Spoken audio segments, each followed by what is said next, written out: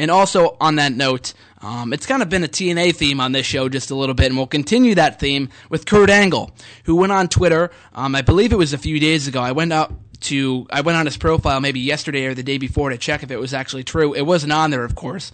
I think he deleted it, maybe shortly thereafterwards. But someone asked him about being in WWE, and he said, yes, I plan to return to WWE someday. And this comes as no surprise to anybody, because in recent interviews, when he's supposed to be promoting TNA, he's saying, I want to face CM Punk, I want to face Daniel Bryan, blah, blah, blah, blah, blah. He says that he wants to be in WWE at some point. And like I said, it comes as no surprise. TNA probably realizes this too. That's why they had him inducted into their Hall of Fame just a few weeks ago, as opposed to waiting until Bound for Glory in October, because his contract expires in August. So they probably realized, oh crap, if he's going to go into the Hall of Fame, we should probably do it now, because he might not be around come October. So joining Hogan and Sting might be Angle in WWE before long. A lot of people are saying that that he might not pass the physical test, or he might not even be able to wrestle a match in WWE. But maybe, I would like to say maybe one match. I don't think he's beat up to the point where he can't wrestle a match. If Sting can get cleared to wrestle a match, I think Kurt Angle could too. But with that being said, what are your thoughts on Kurt Angle potentially coming back to the WWE?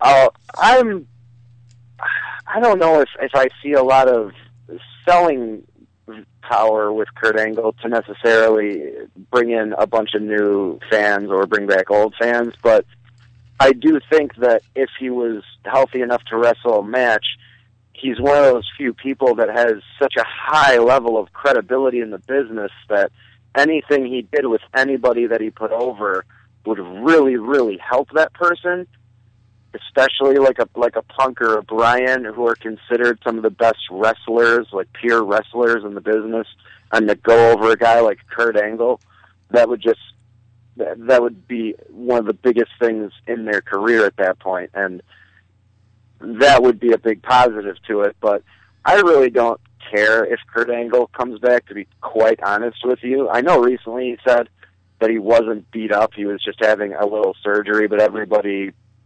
they underplay their injuries for the sake of the media. So Kurt Angle coming back to WWE doesn't really interest me, but if it happened, I would be happy to see it. Well, like you said, he doesn't have that drawing power like The Rock did, like Brock Lesnar did. I see him, although he is a top star, of course, he's a former world heavyweight, former WWE champion, a headliner for sure. Would he come back to main event WrestleMania? Probably not. Like you said, he's not going to bring a lot of old fans. He's not going to bring them back, or a lot of them at least, like you said.